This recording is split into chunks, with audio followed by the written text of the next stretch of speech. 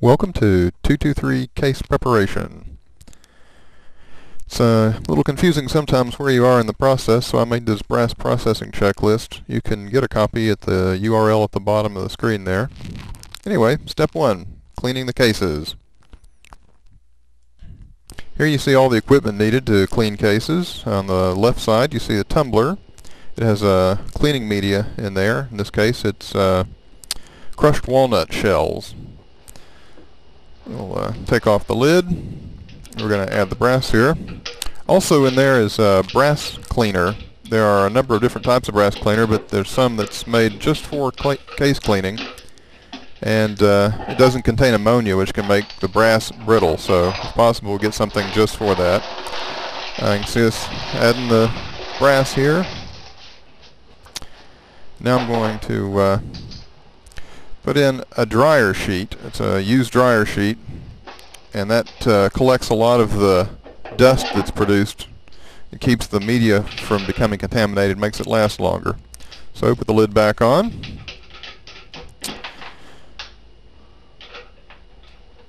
And we'll start it up.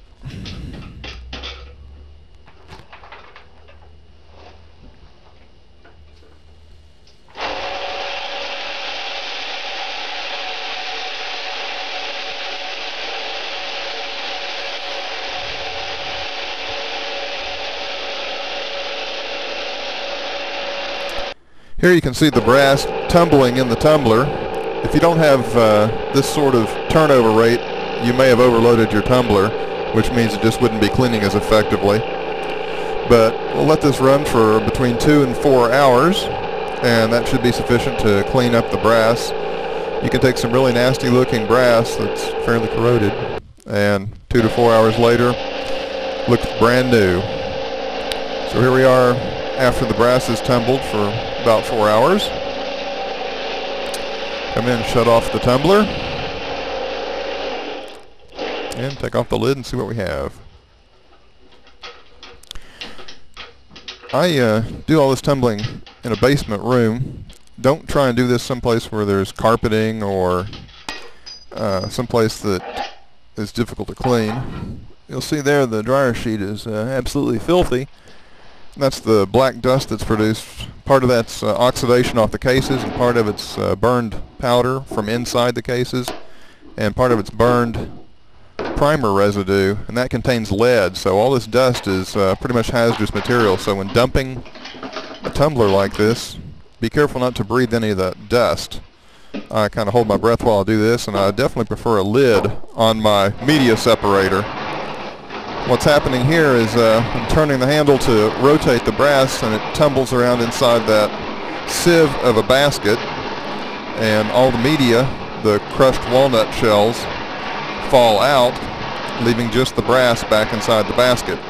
This generates a fair amount of dust, so having the lid on there is a good idea, and I normally would leave that lid closed after I'm finished turning the handle, but in this case I'll go ahead and open the media separator and show several hundred pieces of nice clean brass.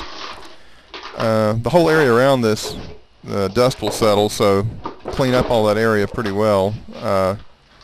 Dishwasher detergent, the kind that goes in a dishwasher, is good because it contains phosphates that are good at picking up lead residue. So try not to let that dust settle. It can be a lead contamination hazard if you do.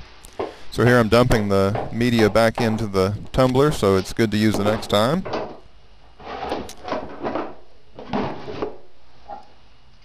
And always wash your hands after doing this before eating or smoking, because that lead can be a cumulative toxin. That brings us to the next step, which is resizing the brass and removing the spent primer. Here I am back at the bench. There's the 223 case. It's nice and clean. I'm going to be using Castrol synthetic motor oil. I'm using that as a case lube. So I dip just the tip of about 1/8 of an inch on the tip of the case neck, and then I wipe it down and then go ahead and resize it. And what's happening here in the resizing process, you can see the pin sticking down from the die in the very top of the case there, and that pin is a decapping pin, and that pushes out the primer, and it falls down the ram, and into a catch tube at the bottom. And the die itself is a hollow piece of metal. It's tapered, and that forces the brass back down into a smaller size, its original size. So when you fire the round, the brass expands to the chamber size. This puts it back to a smaller size so it chambers well the next time. So after 10 of those, I'm going to go ahead and apply a little bit more case lube, wipe it down the outsides, and start sizing again. That's pretty incredible. Most case lubes aren't nearly that good. You have to apply it to every case or whatever. But I found the synthetic oil, and I don't think there's anything special about the castor oil 5W20. Probably any good 100% synthetic oil will work. But I found that I can go as many as 20 cases. I did 400 cases every 20 and had no stuck cases. But you'll generally find that after about 10 it starts getting a little harder to operate the handle. You can feel it dragging a bit, and it's time to apply a little more case lube. But as you can see, you can make pretty good progress here. Now on to step 3, removing the case lubricant. That synthetic oil we placed on there before has to come off, so it goes back in the tumbler to be tumble cleaned again. You don't need to clean it for very long. About 30 minutes tumbling will get rid of the oil, and the dryer sheet or a couple halves of paper towel will clean the oil out of there. Now on to stage 4, swaging the primer pockets. If you get military brass, the primers are crimped in. You'll need to use this swaging tool. That swaging button goes on the ram, and then the body of the die itself, just a hollow body with a pin, sort of a rod sticking down there. And that rod pushes the brass down onto the swaging button on the ram, and that swaging button will then expand that primer pocket back out to its original size before it was crimped. So we'll go ahead and put a piece of brass on here. You notice it doesn't fit on the swager button, so we'll go ahead and put it up on the rod and swage one. You can see now it's stuck on the swager and has to be rocked off there because it's a pretty tight fit. Then I take this Hornady primer pocket cleaning tool and sort of clean out the primer pocket there and put it back on the swaging button, and it does fit. It's a nice fit. And we look down through and you can see light through the flash hole there. It's always good to check and make sure those flash holes are not obstructed, and this is a good time to do it. So another case, not needing to be swaged, swage it, clean out the primer pocket, and test it again. It's a nice fit on the swaging button. Check for a flash hole.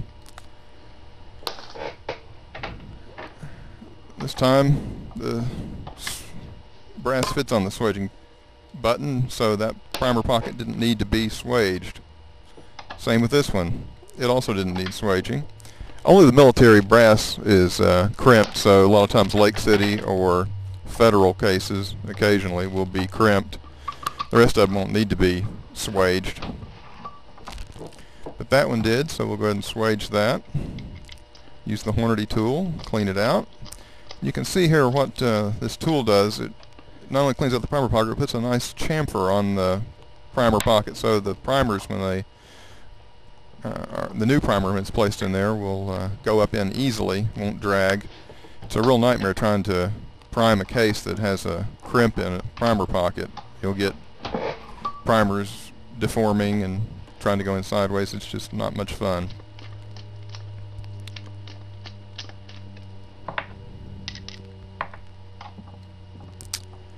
Check for the flash hole, and we're good to go.